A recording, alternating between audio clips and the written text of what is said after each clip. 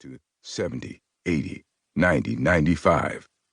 Now he could see the Chevy. It hardly seemed to touch the ground. Son of a bitches! Trawler swore aloud. He was nearing the 100 mark now. When he caught up with this bastard, it was going to be Ticket City. Then suddenly, the Chevy seemed to toss out anchor.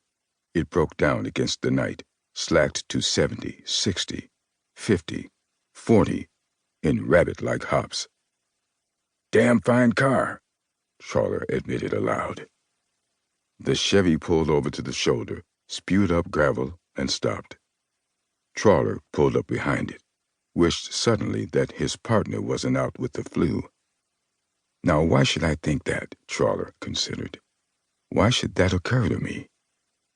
Trawler's flashing red light threw a strobe show across the Chevy's back glass, showed him 3 heads in the back seat and 2 in the front.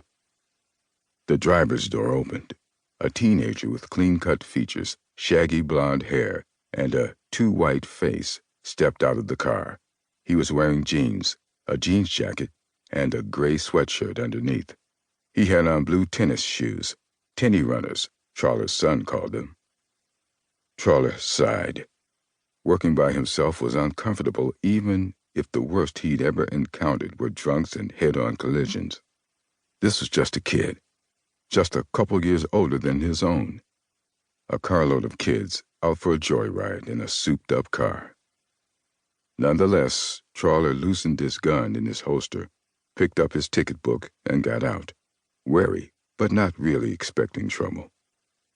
The blonde kid was smiling. When Trawler was halfway to him, the kid said, "Guess I'm in for it, huh?" "Didn't you see the lights?" Trawler asked. "Hear the sirens?" "No, sir." "You don't use your rearview mirror?" The kid shrugged.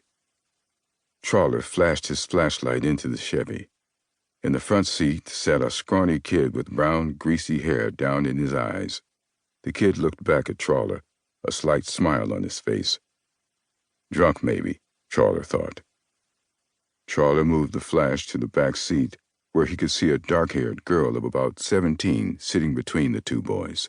She was attractive, looked Mexican. The boy on her left was stocky and square-jawed, with hardly any expression.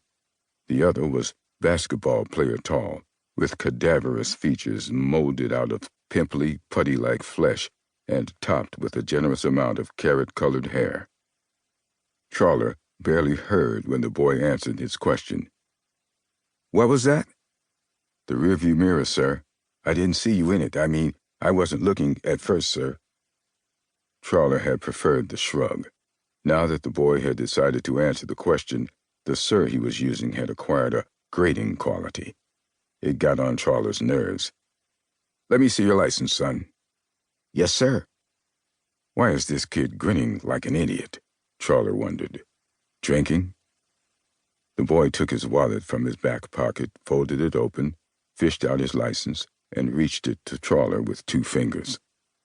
Just as Trawler was about to take it, the kid fumbled and the license fell to the ground. "Pick that up, please," Trawler said. The boy bent down, and as he did, Trawler heard the front passenger door open and saw the greasy-haired kid rise out of the car and twist across the roof of the Chevy with something in his hands, a sawed-off 12-gauge shotgun he had pulled from beneath the seat. Even so, Trawler knew he had the kid dead to rights, for as soon as he heard the door squeak, his hand reached for his gun, and Trawler knew that he was fast. What he didn't expect was the blond kid to come up from the ground with an uppercut to the groin and throw off his timing by a split second that made all the difference in the world. It was the kid's edge on Trawler's draw.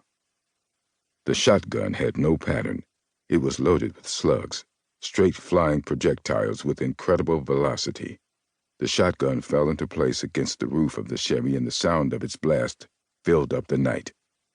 Trawler never heard it.